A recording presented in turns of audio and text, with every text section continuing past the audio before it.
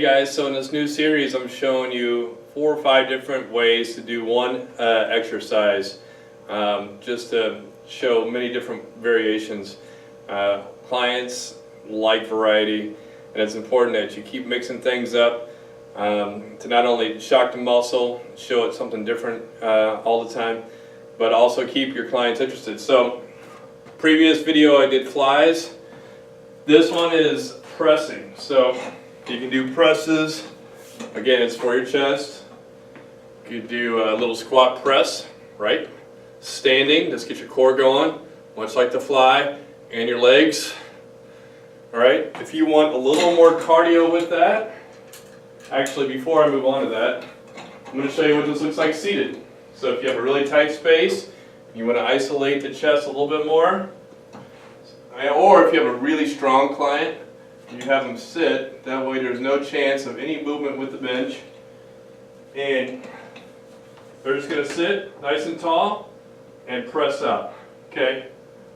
So you take the legs and some of the abs out of the equation, mostly just legs, because you do have to use your abs to hold your nice posture here. And you isolate a little bit more with your chest on that move. So that's another way of doing it. If you are training 2 people at once, obviously you could have one going this way and one seated, which is convenient.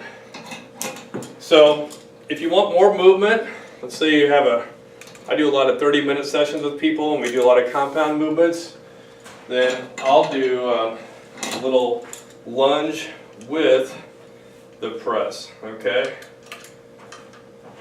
Just to make sure we fit here. Slide it over a bit.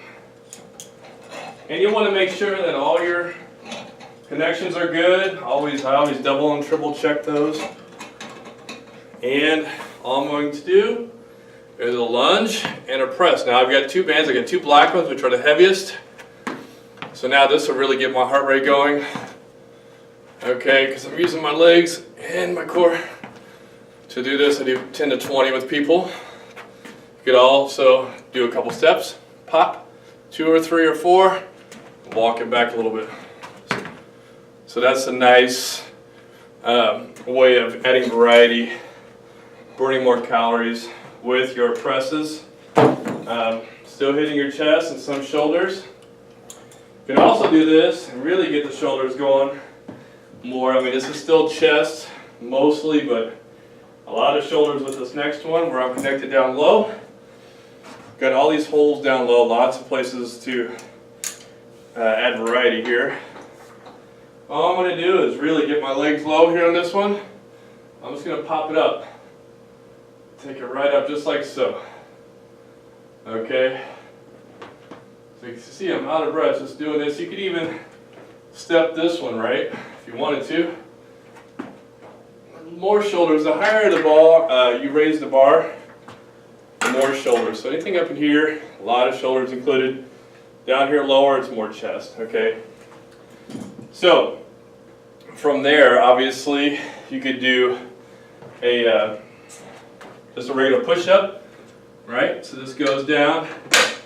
I like to put this on the second hold down from vertical for most people.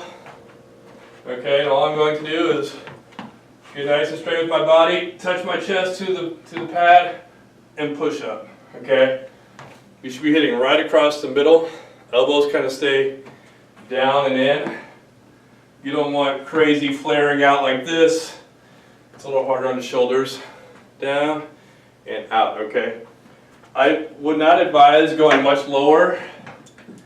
Go down in this region. This probably will not move the bench, but it's more dangerous for sure. There's a chance that could be movement there. So keep it 2 holes up, or 2 holes down from the middle for those.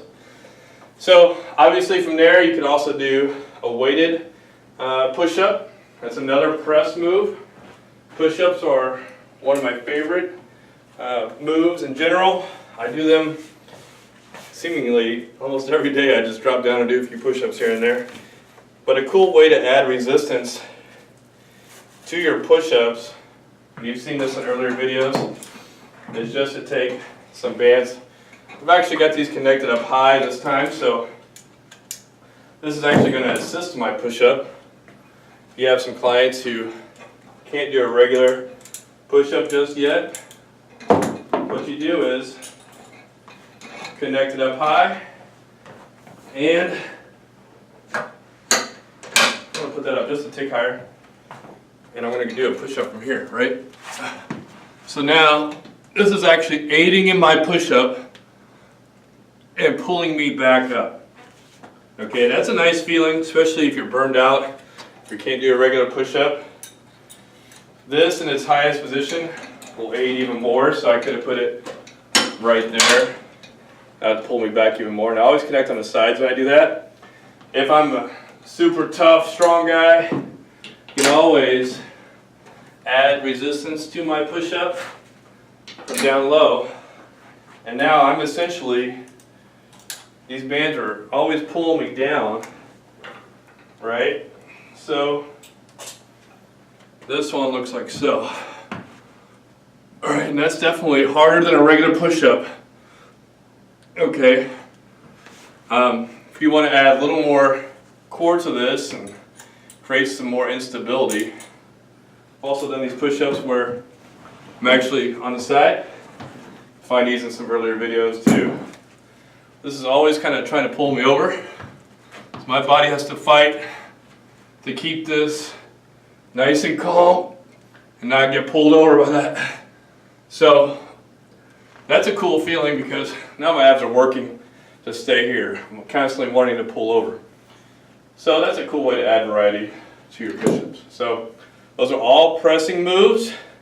I did not show you the seated press, but really you could just sit on the floor and press that weight just like I did with the flies in an earlier video. So I'm getting pretty good at transitioning here with all these bands, but it takes a little time. But it's pretty fun to just visualize your workouts and to set things up. And again, you're going to want that bar or that center pad to at least be somewhat biased towards that far end, because that's where the weight is. You don't want this moving over the top of you, obviously. So this works a little more upper chest. I'm just going to push it down from here. See that? Okay, I'd probably go up a little bit farther. Sitting tall and down. So I get a lot of core just trying to hold myself there. I don't do those very often, but that's another variation. So anyway, lots of pushing going on there. Have some fun. Thanks for watching.